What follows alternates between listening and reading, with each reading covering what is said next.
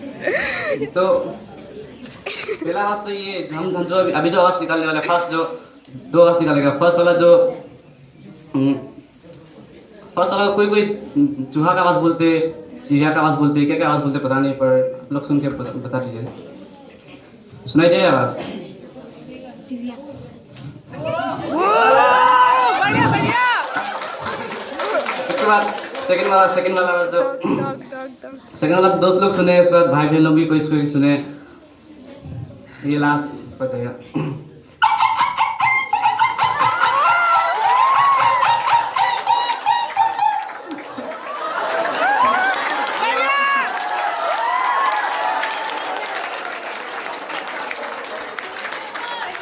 ये वाला मैं बार क्लास 7 में निकाला था, कोई टीचर लोग भी सुने, तो इन्हें बोल के जाएगा हम लोग जा रहे हैं, इसको जाते जाते सबको हंसा के जाएगा, सोचा था हंसा होगा आप लोग को। तो इसलिए बोला था, आप लोग का एग्जाम भी आ रहे हैं, best of luck, thank you.